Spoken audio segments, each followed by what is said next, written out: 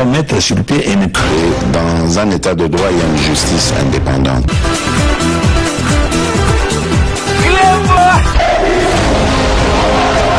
Ce n'est pas pour rien qu'il faut des conseils.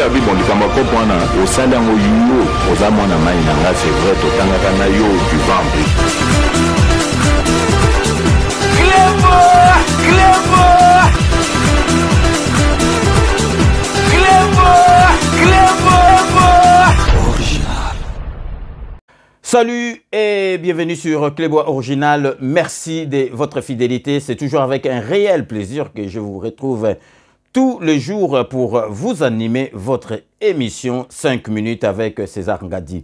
Je vous imagine déjà très nombreux devant vos petits écrans et ordinateurs pour suivre votre émission préférée qui est présentée par moi-même, le grand prêtre César Ngadi. Actualité politique au Ezali fourni parce que biso ba communicateur autozo sala musala yako sala éveil patriotique to zali vraiment na makambu ebele ya kolobela bino. Émission na biso ya lelo ndenge bomoni bino moko na titre ezali neti bombe atomique. Parce que il faut boyeba ke oyo nyoso tout président de la République alobaka na peuple na ye boyebake akosalaka yango. Je fais le serment que d'ici la fin de mon mandat, vous allez voir un Congo nouveau, un Congo fort, un Congo puissant et prospère, un Congo qui va parler de l'Afrique à travers le monde entier. Président de la République a raté pour na ba promesse moko bidon ou bien pour na ko flatter peuple nae bolanda kaye soki likambo ezali mabe akoyebisa bino likambo ezali mabe bomoni bino moko ndenge justice ezalaki bien te alobaki yango que justice ezali bien te. Corruption. Je vous donne juste un exemple, la justice. J'ai fait des réformes. J'ai mis de nouvelles personnes, enfin, que j'ai trouvées. Mais bon, en se renseignant, voilà, j'avais des preuves de leur probité, etc. Je ne dis pas, je ne les remets pas en cause, mais je dis, je pensais qu'elles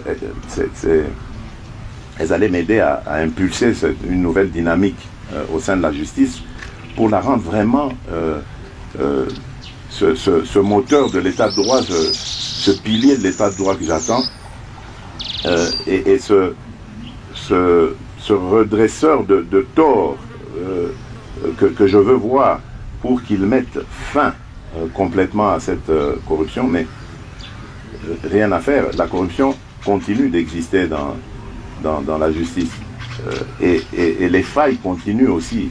Ça fait que malheureusement on n'a pas encore le résultat escompté. Et donc vous voyez, ce n'est qu'un exemple parmi tant d'autres pour vous montrer que bon, il y a un problème. Peut-être que il y a des efforts à fournir de la part des autorités dans le sens où on doit peut-être mieux rémunérer ces gens pour les empêcher d'avoir cette boulimie à vouloir régler les problèmes de leur manière. Et là, je fais vraiment allusion au dossier qui concerne les titres fonciers, etc. Mais il y a des scandales. On va jusqu'à s'en prendre même à des ambassades. Des propriétés qui appartiennent à des ambassades étrangères. L'ambassade du Burundi notamment. Par exemple, mais il y en a d'autres, Chine, Nigeria, il y a eu des... Vous voyez des titres fonciers, parcellaires qui ont été fabriqués, enfin, mais c'est une... Mais comment vous incroyable. Mais comment vous expliquez si le mal est si profond, Monsieur le Président, comment vous expliquez qu'à la date d'aujourd'hui, on n'est pas encore entendu de nouvelles condamnations, de nouveaux procès, que ces gens-là circulent toujours. Voilà, très bien. Mais c'est tout ça. Moi aussi, je vous ai dit, moi, malheureusement, enfin, moi, je ne m'immisce pas dans ce qu'il y a. Je constate. Je ne suis pas juge. Je n'ai pas à leur dire ce qu'ils doivent faire. Je ne sais pas leur dire ça. C'est eux qui sont mieux qualifiés, plus expertisés que moi pour le faire. Donc, c'est eux qui doivent. Mais moi, je pose ces problèmes. Ces questions, je les pose en disant, mais c'est pas normal. Et d'ailleurs, même quand on arrête des gens, parce que bon, je vois, il y a eu quelques sensations, des gens arrêtés, condamnés. Mais où est le produit de la corruption ou du vol? Pourquoi est-ce qu'on ne reprend pas cela? Pourquoi est-ce qu'on ne le voit pas? On condamne quelqu'un parce que, admettons, il a volé 20 millions. Ok, mais où sont les 20 millions? même s'ils ont été transformés en biens matériels. Mais il faut saisir ce bien matériel parce que c'est un bien mal acquis. Mais on ne le voit pas. Donc il y a un problème dans notre justice. Il n'y a pas de restitution. Et tant que la justice ne fonctionnera pas comme nous y attendons, mais les résultats, tout le reste en pâtira.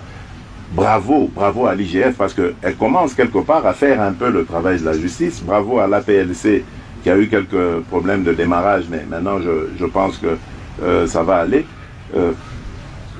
Parce qu'ils font leur travail, mais ça ne suffit pas. Si la justice ne fait pas le sien, il n'y aura pas d'efficacité. Et ça, j'ai vraiment voulu taper sur la justice parce qu'ils le savent. Tous les magistrats, les responsables que j'ai mis, ils savent que je ne suis pas content, satisfait de leur rendement actuellement et que j'exige beaucoup plus de leur part.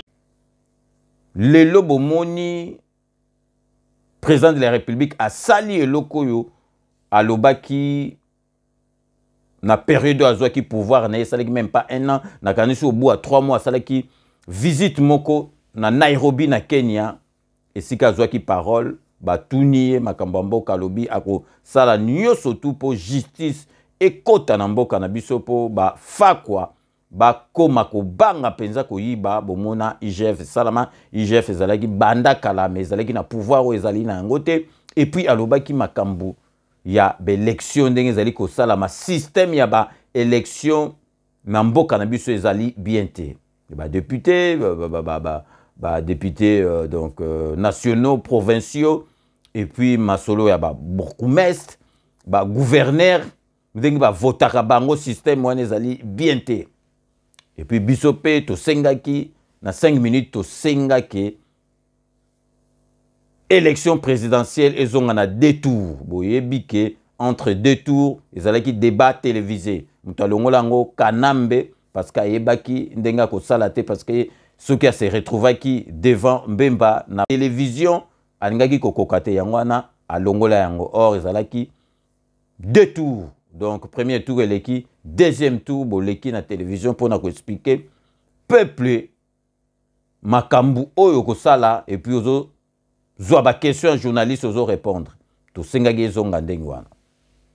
Lelo na émission na biso ya lelo tozo lobela bino changement oyo et witi kosalema na masolo ya ba gouverneur et surtout oyo esalami na masolo ya ba bourgmestre. Na lingi déjà na lakisa bino oyo président de la République alobaki tango soki bokonzi même pas 6 mois akendaki alobi oyo na yetu koyebisa bino sikoyo bino moko bolanda na bilili. L'une des premières choses que nous devons faire, que j'inviterai la classe politique à faire, c'est de réfléchir sur ce mode d'élection des gouverneurs de province et des sénateurs. C'est ce mode d'élection qui est à la base de la corruption. Et donc il faut réfléchir sur la manière de le changer et de donner au peuple, de la même manière que pour les élections législatives nationales et provinciales, et même présidentielles, le droit de voter directement, de choisir directement ses élus.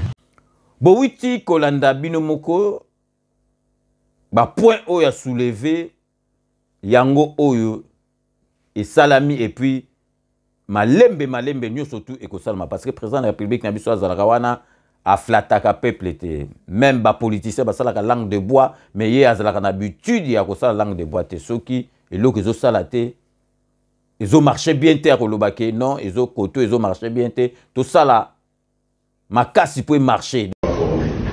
Je suis conscient que ce que nous avons fait est encore minime. On parlait de la prise en charge ici, la question qu'on posait de la mise en marche.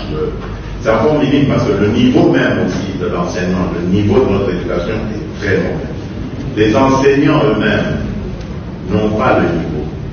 Il faut encore améliorer leur niveau. Ils n'ont pas le comportement, ils n'ont pas la matière, parce qu'aujourd'hui, il y a beaucoup de choses qui se sont rajoutées. Je prends un exemple, aujourd'hui, le réchauffement climatique, est-ce que nous l'apprenons à nos enfants? Est-ce que nous les préparons au défi de ce réchauffement climatique? Est-ce que nous leur apprenons le comportement dans la société? par exemple, le triage des déchets au moment de les jeter, la manière de considérer la végétation. Enfin, il y a plein de choses comme ça que nous devrions apprendre à nos enfants par rapport à leur avenir, parce que nous allons leur laisser cette terre et ils doivent être formés, informés quant à sa prise en charge, sa gestion. Donc je sais qu'il y a encore beaucoup de choses à faire, mais l'essentiel pour moi c'était d'abord de respecter la Constitution et de préparer notre jeunesse. Respecter la Constitution en appliquant sa recommandation qui est de la gratuité de l'éducation et de préparer ces jeunes. Et le résultat a été époustouflant, même s'il n'est pas encore satisfaisant pour moi. La première année que nous avons fait ça, en 2019, il y avait eu plus de 2 millions d'enfants qui sont revenus dans la cour scolaire. Et aujourd'hui, nous sommes à plus de 4 millions. C'est vrai, ça a rajouté un autre défi qui est celui de l'accueil de ces enfants. Parce qu'aujourd'hui, les classes sont surabondées, il y a parfois des classes qui vous comptent 100 élèves, etc. Mais, qu'à cela ne tienne, au moins, ces 100 élèves vont apprendre l'alphabet, le calcul et bien d'autres. C'est peu, c'est vrai, mais c'est un pas. Nous avons trouvé ce pays bien au fond du trou, donc il nous faut beaucoup de travail et de la patience, comme disait Papa Youma, merci beaucoup, pour petit à petit le sortir du trou. Je sais que je ne serai peut-être pas encore, pas là, sûrement pas d'ailleurs, pour voir la sortie du pays du bout du tunnel, mais au moins, l'essentiel est qu'on aura posé un pas, que celui ou celle, je souhaite d'ailleurs que ce soit celle qui vient après moi, puisse sortir le pays de là où il est. Donc, tu as eu l'habitude, il y a kozwa présent oyo azana franc parler azoli biso vérité ndenge mboka ezali kokende yango no monaka bato ebele bazali kosala ba polémique par rapport ya maloba ya présent na biso na yebisi bino lisusu o nyoso tu Faci Beton alobaka akosala yango Faci Beton soki alobi non c'est non soki alobi akosala yango akosala yango. Nalingi na expliquer bino boyokaki bomonaki bolandaki na chaîne nationale na biso président de la République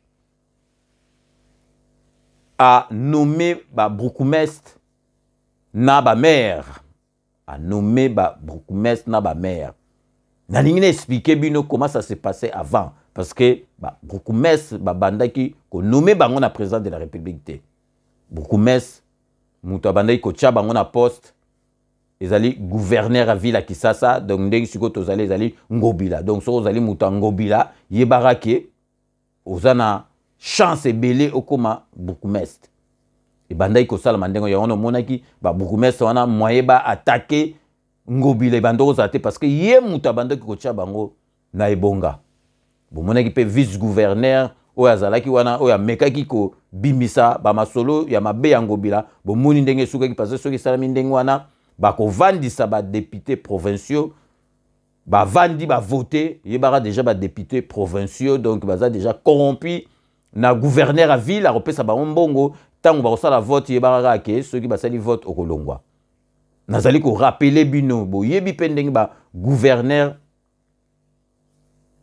ba tchaka ba on a poste ezali ndenga kalate ndenge Mobutu abandaki ko sala donc a zone nommé ba gouverneur à ville ba gouverneur ya ba province. Donc, azo voté, azo nommé bango ye moko, ce qui est salami mbeba, ya kolongo la bino, mais c'est pas le cas d'engue zalaka sikoto yebi kala.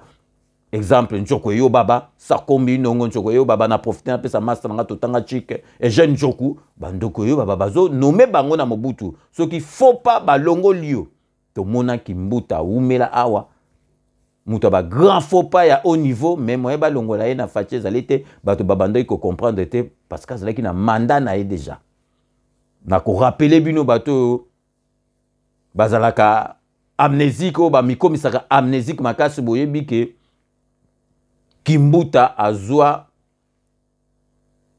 poste oyo ya gouverneur parce que azalaki mutu ya PPRD parce que na ndenge donc composition esalamaki na ba député provinciaux donc gouverneur Kimbuta akoki kozwa poste wana te mutu ateka voix na ye po gouverneur Kimbuta azwa poste wana ezali Fayulu o Fayulu lelo akoma kopesa exemple na président de la République mais il est déjà azali na bizaleli mabe banda kala donc bavandi net na salle yebara keto ti exemple bovandi na kati ya salle batu ya IDPS bazali sur 10 batu ya IDPS bazali 6 donc boyebi déjà que ceux qui votent salami donc batu ya IDPS il faut ba gagner ils ont na parlement de toza wana union sacrée izali donc majoritaire so bati motion moko comme vote boye barake ata batu na bino bati donc misapilikolo mais bato baleki na kati ya parlement ezali batu ya union sacrée les loso qui vote salami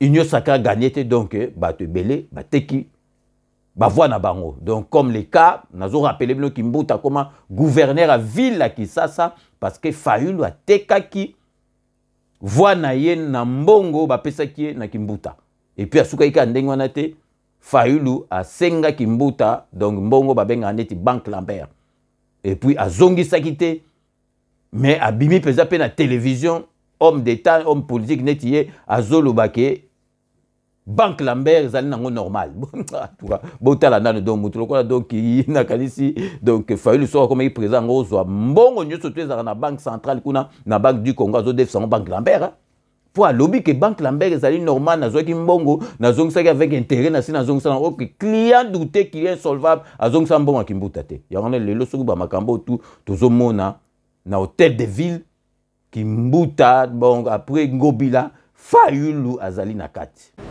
Mais la veille, il y avait l'élection. Ban Ki-moon ya kina aéroport. Na moni papa mon équatorien monga benga pembeni. Abi makamuni ni na oyoka. Adan za la gouverneur tenga bino papa kosi. Na zui voiture. Tola na GB tikuna. Na la musi Adam Bombole na 3 heures du matin. Abi mes président, demain il y aura l'élection. Tu me réveilles à cette heure. C'est na bino Oluka Oya. Kop moko likita moko basalelio eza osenga présence na yo aipsinga na 3 heures du matin moyena bima eza tezilanga na 6 heures juste na expliquer ye ndenge makambo yolega so tokomi na salle Erwan Yoza déjà président assemblée provinciale oui parce que c'est le pour organiser l'élection voilà tu as compris so tokomi na salle table et recevoir ou désister ma convenance personnelle personnelle mais en faveur de Kimbuta. Fayulu a désisté, père son âme, en faveur de Kimbuta. Laurent Batoumon a désisté. A tout le monde école l'année on a bi et on le gagne moi. Nazongeli sous système au nazo sabino système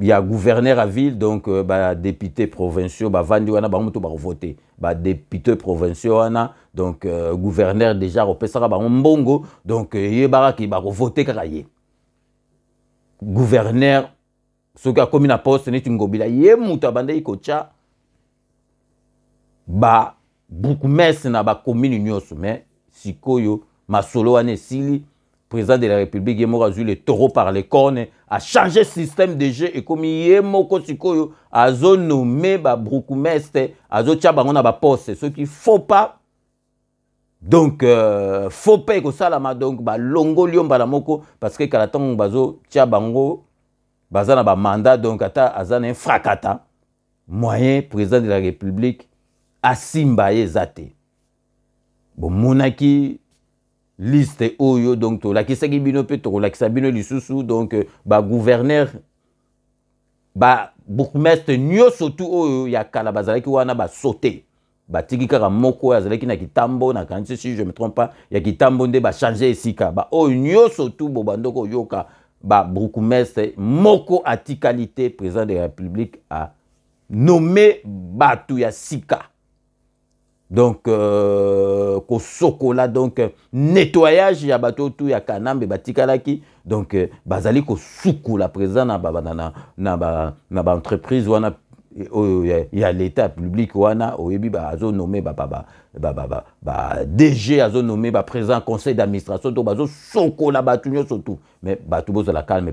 Président, ko nommé, batunyo, surtout, mutu soki ba nommé, bochali, kunyate, mutamutazali, na air, na epe, na chance, na ye, na makambu na ye. Donc président de la République a renommé Batutu Bazagine na Belgique, a renommé Batutu Oyo Batangane na Bachikite na Batonte, a renommé Batunyo surtout à IDPST. Donc motema na bino boza la calme. Donc ezaka raté pour ça il a mboka na yo il faut ba nommer on a président de la République.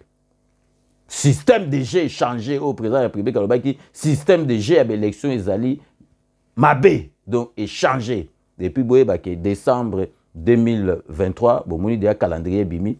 Élection et kozala na décembre 2023 bokozala na ba surprise to lobela bino susute to lobela bino nyo surtout awate me boye bake bato belé ba kokota na kati ya masolo to tiki tant trop bokozwa ngo donc au fur et à mesure tozo poussana boko sepela parce que donc mboka neza biso tout il faut tout ça là toza na kati ya terrain toza na kati ya masolo parce que to tiki tant trop mais to tiki tant mais to bando zila ta na biso ekoma mais to moni siko que il faut ba temps pe komi.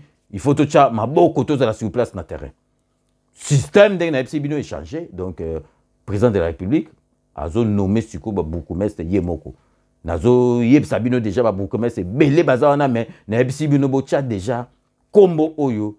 Nakati mutu na bino Bourgmestre Siko ya Kalamuana donc Charlie Lubo ya Bourgmestre Charlie Lubo ya zali Bourgmestre ko kamwisa batu na ba Bourgmestre nyo surtout donc bo chai déjà nakati ya mitu na bino kombo na bino Charlie Lubo ya Bourgmestre ya Kalamu donc eza kutu jeté donc vraiment présent changer masolo parce que talaka donc ezalaki ba nommé bango te ba ti bango na ba mandat moko boye donc vraiment ezalaki donc ata mutu azana un fracata moye ba sala autre mais ezate parce que ça na mandat zo vanda donc système de jeu est changé donc avant to côté la bino sikoyo na dossier o to koyebisa bino lelo ou ya ngobila parce que ngobila ba jour na ye et comme ya kotanga en tant que gouverneur donc bota la kaka to ko expliquer bino ba mbeba o ezali bino moko boyebi période donc ngobila zo ki pouvoir ayebo alobi bino bozolo bakaka donc loko nazo sala na kati ya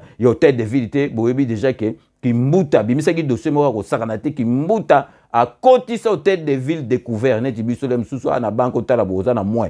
Mais si le hôtel de ville, ça zoa qui ba nyongo na ba banque belé ya ba 20 ans, ya ba 30 ans donc mbongo na nezongité. Donc moyen ngobila sala masolo donc yeba ke so ngo sala masolo ata nini faut banque za la bien. Ngobila bimisa ki dossier wana mais pourquoi la lisango? Tokuti ville à Kinshasa. L'état de lieu to salaki. Tokuti ba nyongo et belé. Na ba banque nyons. Combien, gouverneur? Pour zolo ba kino a photo et ba vérité. Nasi samarobate tokuti banyongo ebele na ba banque nyonso ezali sauf la banque BCDC oyo tokuti nyongo te ba banque nyonso etikali banyongo etondi kuna banyongo environ plus de 60 millions nyongo ya makasi oyo tokuti eza la banque UBA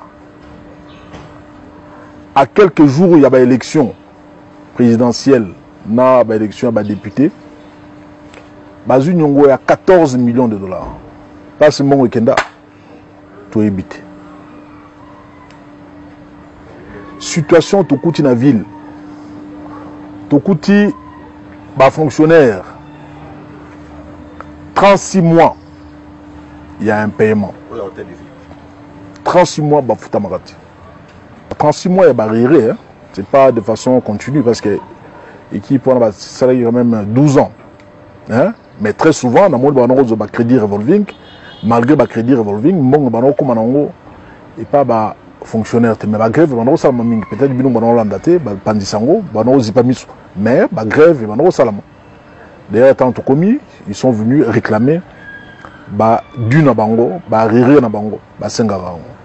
Mais depuis biso de côté et là na sanza moko te oyo bango bazui salaire na bango te systématiquement chaque mois toza au football.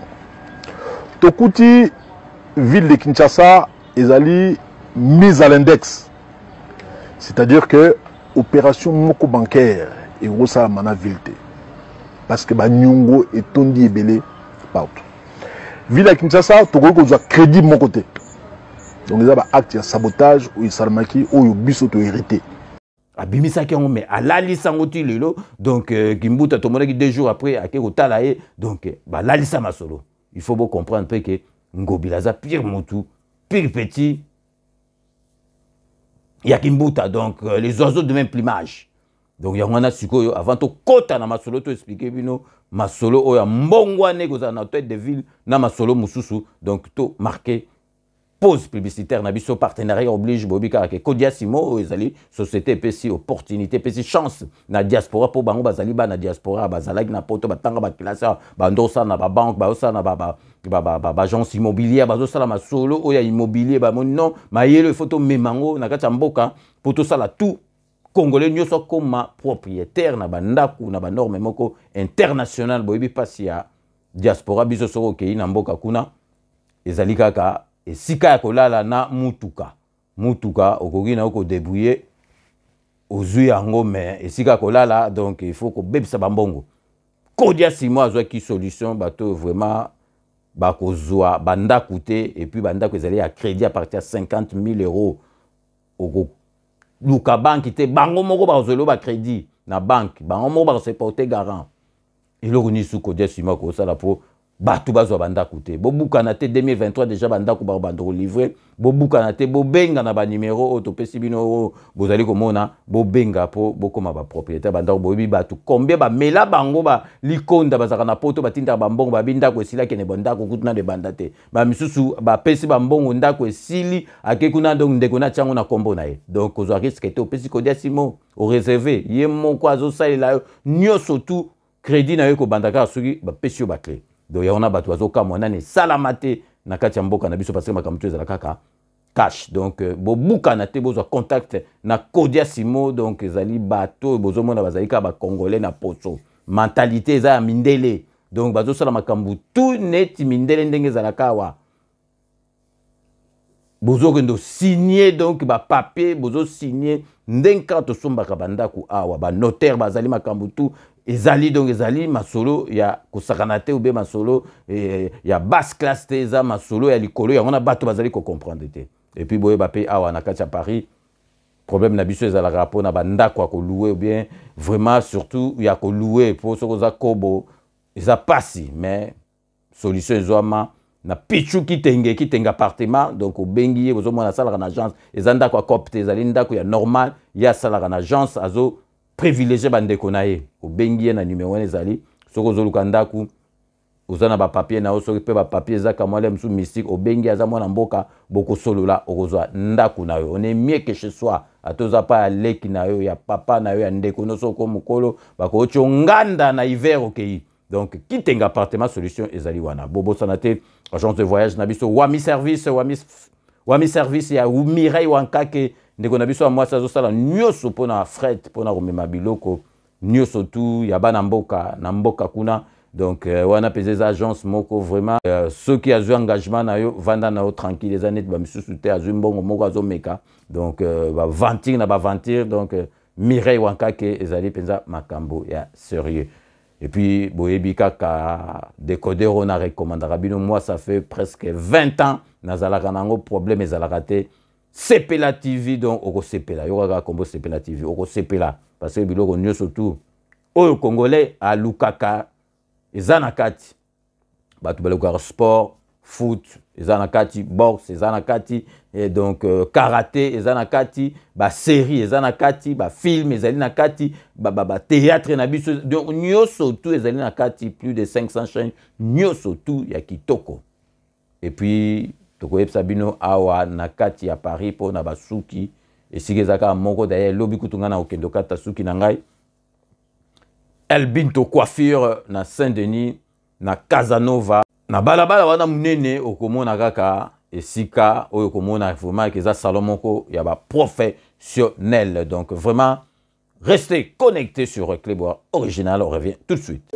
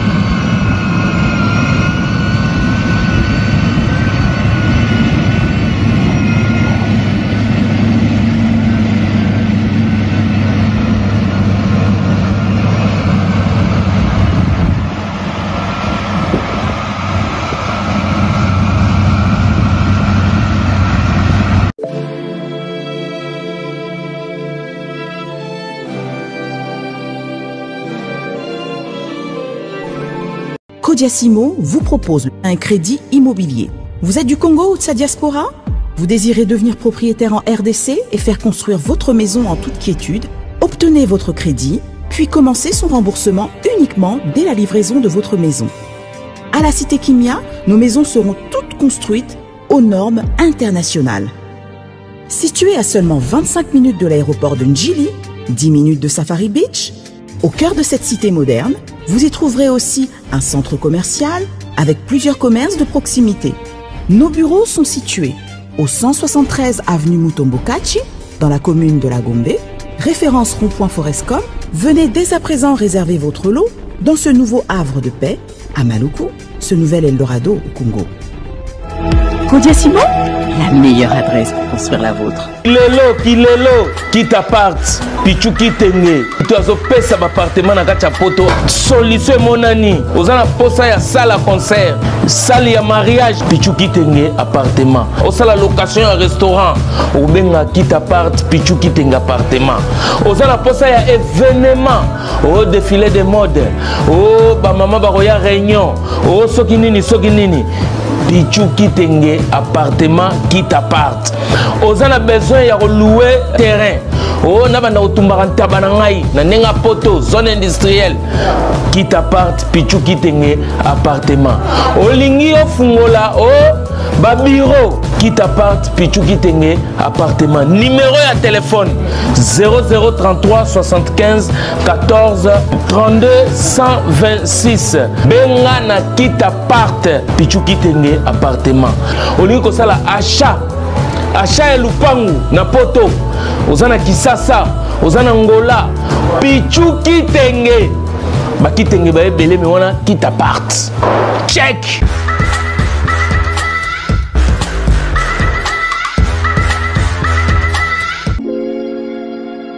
Sepela TV ezali décodeur ya Banamboka. Sepela TV différence nango ezali na ba décodeur mususu oto zalaka nango na kati ya ndaku. Sepela TV botala ngo ezaka mukie. Eza mukie olingi ko voyager ozu yango o voyager nango parce que ba décodeur obiso to zalaka nango evandika na ndako mais Sepela TV déjà eza mukie botala ozu o kolti yango na poche na kosi na poche à veste o voyager o memi yango partout dans le monde ici kazo kende. Donc ozaka na besoin ya câble HDMI, courant na internet. Internet est comme partout, courant zalaka partout. Donc ils en a plus de 500 chaînes yo surtout ya kitoko. Bilengi ba choix ya congolais kaka mutaoye bango. Donc congolais kaka mutaye bango.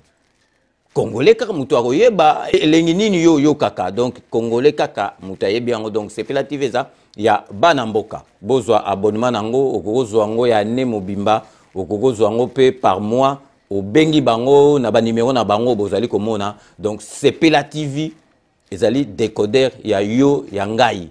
Donc ezali ya étranger te ezali ya Banamboka. Avec Sepela TV, tout le monde est d'accord et il en restera ainsi pendant très longtemps. Bienvenue dans le monde de Sepela TV. Sepela TV est le décodeur qui vous permet de suivre les chaînes du Congo en direct de la diaspora. Wami Business, votre agence de fret maritime et aérienne. Vend des produits importés, lait de beauté, vin rouge, blanc, rosé, sel, sucre, désodorisant, eau de javel, savon de Marseille, casseroles et divers articles. À Kinshasa, nous sommes sur l'avenue Maringa 83, direction Assosa dans la commune de Kassavou. Pour plus de contacts, appelez-nous au plus 243 85 018 22 17 0033 75 80 96 032. Wami Business, toujours la qualité. Sur Paris, nous sommes au 5 boulevard Ornano 75 018. Wami Business avec Mama Mireille Wankaki, toujours la qualité. Chez Elbito Coiffure, toujours, ça marche comme ça là, avec la diminution là. Toujours.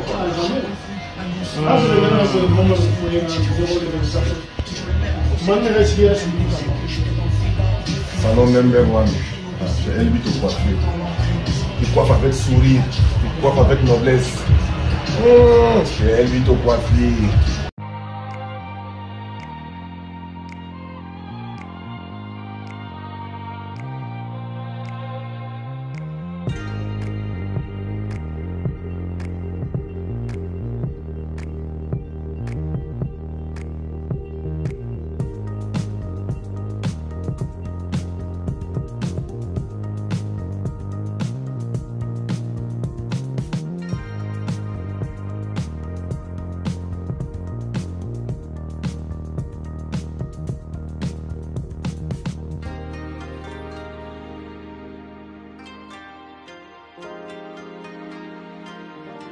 De retour sur le plateau, merci, vous êtes en direct sur Clébois Original, émission 5 minutes avec César Ngati. Bienvenue pour ceux qui viennent de nous rejoindre après ces bandes annonces relatives à nos partenaires. Merci na fidélité Nabino, Ndenge, Bozalara toujours na 5 minutes et puis Ndenge vraiment, bon, pesa confiance na ba partenaire na biso, en retour, ba ngope ba pesa confiance na biso. Sikoyo tokoti na dossier oyo, ya hôtel de ville.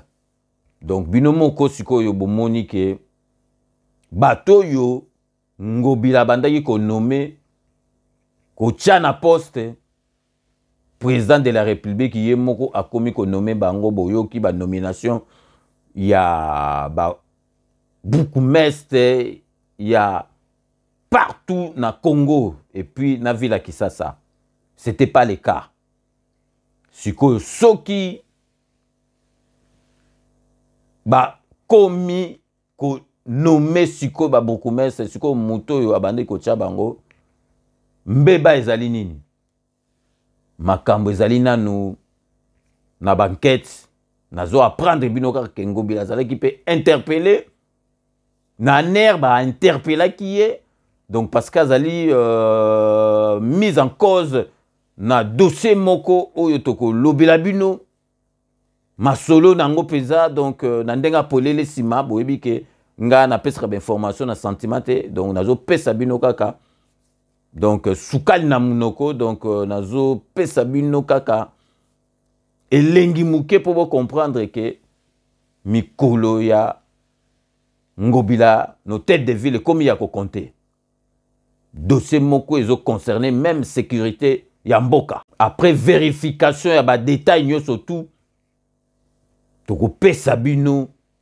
situation wana na ndenga malamu to pesi bino kaka moi elengi moko bo comprendre toko développer ngo na mikolo ezali koya mais Ngobila azali na ba dossier ebele po bato ebele kutu donc tango président de la République azui masolo bando comprendre te o Ngobila ko tikala wana te bona boye azali muta peperde bona boye mais omoni batutu bango tout ba changer ba face mais batutu babanda ko yeba te que président de la République akoyi ko sala iloko te et puis président de la République akenaka na système neti a poto ozoyiba yozo kansa bazo mona yote mais OK batimbeli de pas président de la République azano ko timba OK na on a britandela te yaza muta britandela te azotaloka yozo mona neti ye moralo ba déjà na l'exarabino on met fois na don moko boy a comprendre bato facilement yozo mona neti ko zo fente mais osalo masolo na suka Kimbuta asali boy bato bazo funda mais président za calme mais président yebi ndenge nini a aussi sa masolo wana Ngobila asali boy pourquoi boy mais bazo mona dire que président azo réagir mais yemoka yebi. Et moi surtout ce que j'ai comme je dirais don c'est de vite connaître les gens. Quand je connais une personne j'essaye vraiment de mieux la connaître, de savoir qu'est-ce qui lui plaît, qu'est-ce qui lui plaît pas. Enfin, j'ai toujours eu ce don-là de très bien connaître les gens. C'est pour ça que beaucoup pensent que je me fais avoir, mais en réalité, non. Parce que même quand quelqu'un pense qu'il est plus malin, oui, moi je sais qu'il pense ça et je sais à quel moment il va déchanter, quoi. Donc voilà, donc je me trompe rarement, mais je... Nazo apprendre bino que rétrocession il y a 2 500 000 au gouvernement et versaka tous les mois na hôtel de ville. Donc, si vous avez versé en hôtel de ville, ils allaient kokende et pas il y a Ngobila. Mbongo wana donc tous allez comprendre te soki ekendaka wap na ebisi bino il faut justifier la rétrocession de 2 500 000 $ au gouvernement et pesaka na hôtel de ville tous les mois pendant que mbongwane zwamaka ba bukumeso ba yuto longwa wana ba o ba longwe donc ba tikalaki ba plus de 18 mois impayés. Bon, comment expliquer ça? Donc gouvernement pesaka 2 millions tous les mois. Sikoyo ba bukumese ba pema ba 18 mois sans pas payer bango. Mais si vous moyen bas se révolter zate parce que mutachaka bango les alliés morongobila. Yo ogende o kendo tuna li konde pa ngobila ye mutacha na place wana zomona ke. Eko simbate. Eko simbate donc eko simbakate parce que yo gogo ko discuter parce que mutacha ki wana zo mériter te ye mutacha ona poste sur atazo futa yo te mo sala eloko ezalité. Donc, yango wana makambu nazo yebisa bino kaka ndambu po comprendre makambu ndenge ezali. Siko bato ya no makaba beaucoup mais kutu bazo payer bango te bazaki na ben payer. Donc ba longoli bango bati bato mususu bongo siko ye moko siko o azali na likolo. Na ben frakata azali nango na yebisi bino kaka ndambu mususu kutu eza ya ba grand dossier mususu donc ba restaurant moko ba kota ba mai kuna bato ba damara donc au vandi na kota fleuve air moko donc ndenge tozalaka ba bateau mouche au mati au betu tout côté ba malukuana donc ba dossier na to fongolela bino ngo kalate dossier au penza na ko fongolela bino justification ya rétro cession ya 2 500 000 par mois et les caca mais ba beaucoup mes ba longoli bango ba kei na ba impayé na bango ba futarate mais moyen kaka ba discuter zate parce que donc yé moko mutu atiaka bango na ba poste donc bozo mona kaka ndenge ba faire ngo ezali bozo comprendre que alingete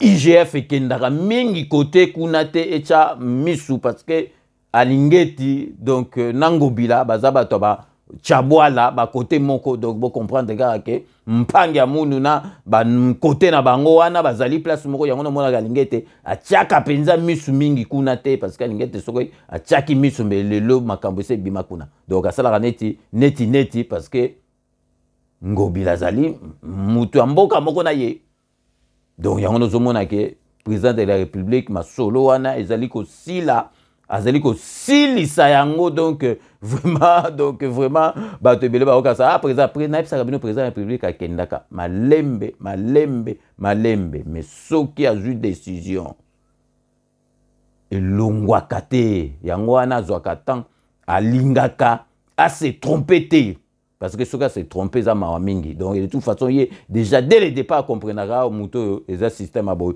muto ezali système aboy. Donc, na bete bino masolo système de jeu ezali kala donc yebaka ke ba bukumes mutabanda ki kocha bangwana ezali ngobila batu babandoko sala vote moko netika na parlement batu parlement mutu bazo voter président oya kozala ya parlement donc vote interne donc ndenge pe ngobila ndoko sala donc ba gouverner bandoko sala bino tout ba député provinciaux banani bo vandi wana ba si ba pesi bino balikonda bino tout bozaka obligé bo voter gouverner wa zali wana parce que on corrompre bino pesa bino balikonda o eleka ki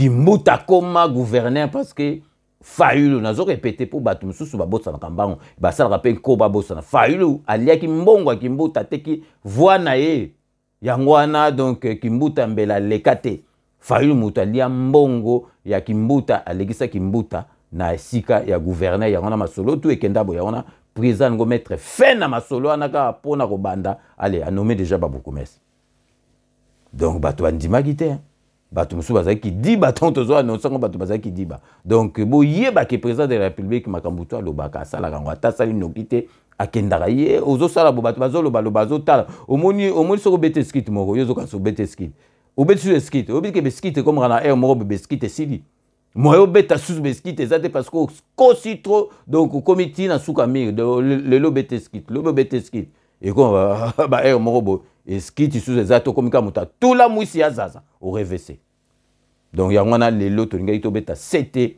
na makambo to bisabino ke système de jeu oyo il y a beaucoup de changé, système de GP, oyo, il y a gouverneur et go changer, donc kalaté to koyela bino to ko fongoler la sous bino ba dossier pensa pour comprendre boyebi bino mo ke biso to sala masolo teke na ba sentiment ou bien émotion boyebi ndenge na revese ba tout ba kendaki na makambo yo ya gouverneur ya Congo central ba vidéo bima zo simbeloko bino bozo sakana na périmètre wana na zongo na onsu na bina zongo la automotive siko batu tout à partir anga bazongo na tapa pour comprendre que ngai na zaka influençable et boko zala 1000 so na yebi ke na lia bino bo mwinde batu bazongo na temps à partir ya ni nanga batu tout ba kenda ki kisi ba simbisiki vous venez maintenant reverser siko na suka ke batu tout ba reverser pour boyer ba ke 5 minutes ndena bara que tout le monde est d'accord et puis il en restera ainsi pendant très longtemps. Donc, le lot vraiment, ils allaient quitter bêta CT1, donc ils allaient affaire à suivre, mais le lot on arrive Sabino Karake. Système où il y a Kala. Il y a qu'on nommé beaucoup mes, na yé mon gouverneur changé. Système peut sur quoi gouverneur, bah vandi donc neti li kita moko ya bango na bango ba bimise gouverneur, mais surtout ba zubali konde ko zali sous le président de la République yé mon mutazo nommé au Sakani 2 jours après Fakoli ali nganda. Tcho. Et bandako zalate sikoyo. Masolo changé donc vraiment na tenaki lelo dimanche donc bo vanda na masolo na po bo banda semaine malamu boye bake makambu malembe ezali ko changer donc tokomi na suka émission na biso ndeka na lobaka je vous laisse le soin d'en tirer vos conclusions et de me faire parvenir vos commentaires comme d'ailleurs vous en avez l'habitude.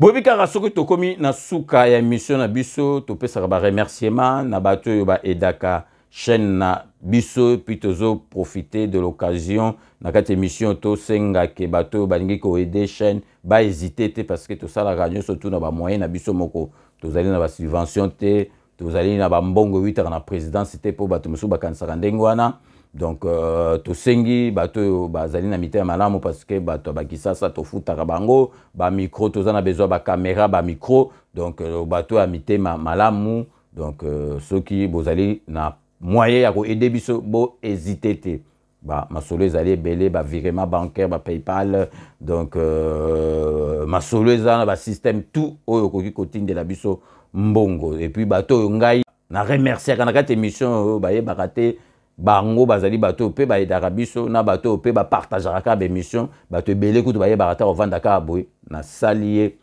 dédicace wana ezali ndenge na ngai na remercier ka bino bato bolandaka na bino bato yo bo panzaka be mission ezaka atekele msumbongo mais ndenge ozo panza émission bato bazotala ezokotsa biso pe ba masolo donc vraiment boyebika ke to bandaka toujours honorable Jean Moutala na kati à Londres honorable Jean Moutala na ebite ndenge ni na ko remercier na nyoso to sala rapport na 5 minutes avec César Ngadi pe na kati ya groupe na biso ya WhatsApp les amis de César Ngadi.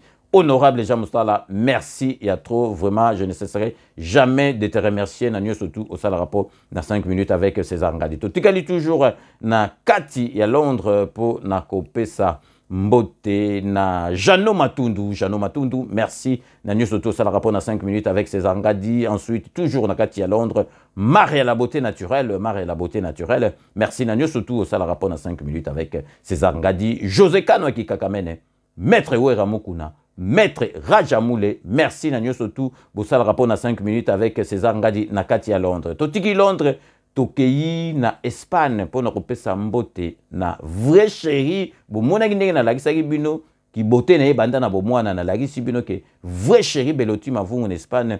Merci vraiment, anniversaire na yo, na yebi keleka ki malamu, merci Nanyo Sotou, au sale rapport na 5 minutes avec César Ngadi. Tokei siko na kati ya Belgique pour na kopesa petite sœur propre Poutou de Yalola. Merci na nyo surtout au sala rapport na 5 minutes avec César Ngadi. Tiki Belgique tokei na kati Suisse pour na kopesa Zoro Mabiala mpanga munu Zoro Mabiala ye vraiment muyombe me azali sima ya fachi soko tumbeli fachi ozuma kambu na Zoro Mabiala merci na nyo surtout au sala rapport na 5 minutes avec César Ngadi na ba conseil au pesa rapport na émission na yeke de toujours dès l'avant, donc Zoro Mabiala, merci Nanyo surtout au sale rapport na 5 minutes avec César Ngadi. Donc Tokobo Sanate, toujours na Katia Paris, vous allez couper ça. Fifi Filo Faria, l'homme à la Mercedes, très très propre, Fils Filofaria.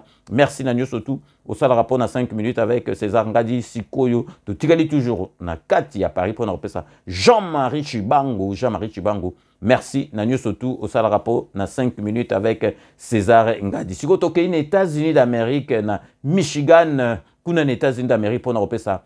Freddy Niembwe, chantre de l'Éternel, Namo Longaninaye. Maman Aimé Niembo, merci Nanyo surtout. Bossal rapport na 5 minutes avec ses Ngadi. Freddy Niembwe, na Maman Aimé Niembwe, na Katia Michigan. Donc Freddy Niembwe Azali, chantre de l'Éternel. Merci vraiment une fois de plus Nanyo sur Bossal rapport na 5 minutes avec ses Ngadi. Donc ici on a Katia Bundes pour sa maman Nabiso Ndongala, maman Ndongala. Merci Nanyo surtout. Au sala rapport na 5 minutes avec César Ngadi. Ok, ici on a Katia Hollande pour na Neves Ntimba na Katia Hollande. Merci Nanyo surtout au sala rapport na 5 minutes avec César Ngadi. Toujours na Katia Hollande pour na le grand producteur Fridolin Bonkomo Masanga Fridolin Bonkomo. Merci Nanyo surtout au sala rapport na 5 minutes avec César Ngadi. Ok, ici koyo na Katia Suède vraiment na découvrir makambo belé, donc vraiment yé à partir d'aujourd'hui, donc na bagissé lié combo mususu maman na biso Thérèse Kamani azali fidèle de fidèles depuis Degokao. Donc yé c'est qu'on a tangi comboné na zo bagissa fidèle de fidèles depuis Degokao.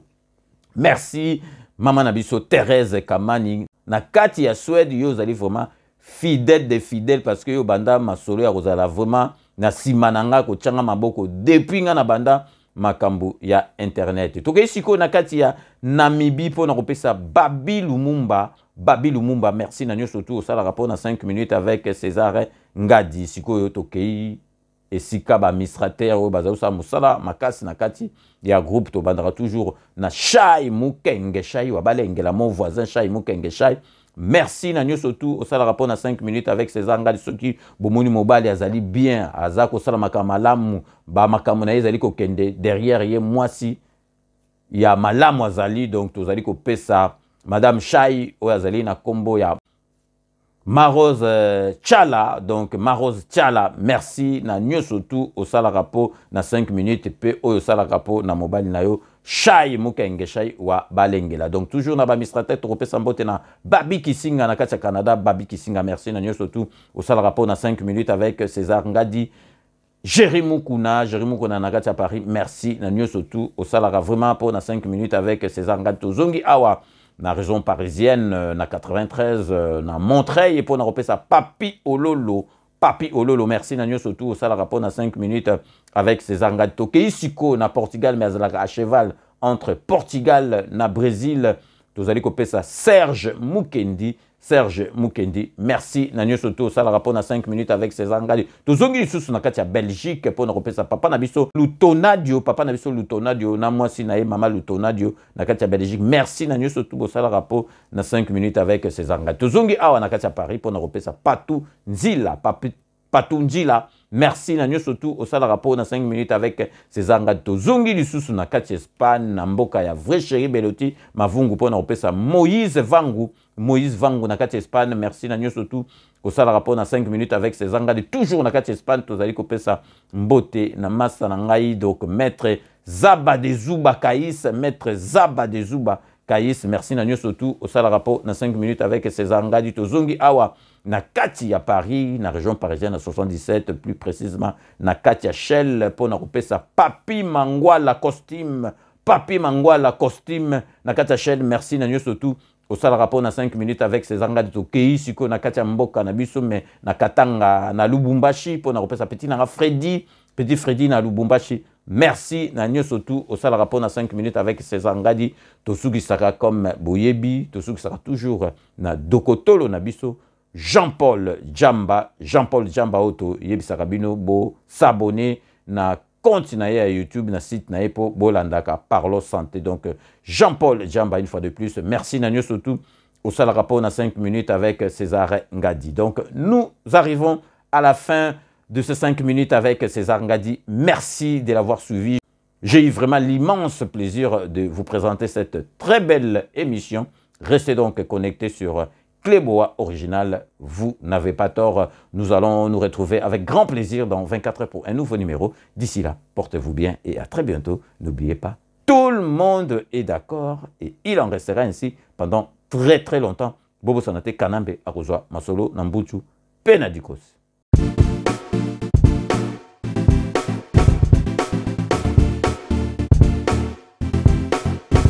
On doit mettre sur pied et dans un état de droit, il y a une justice indépendante.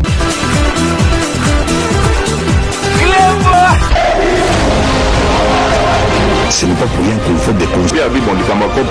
Au salaire aux amants c'est vrai, au Tangana, tu vas en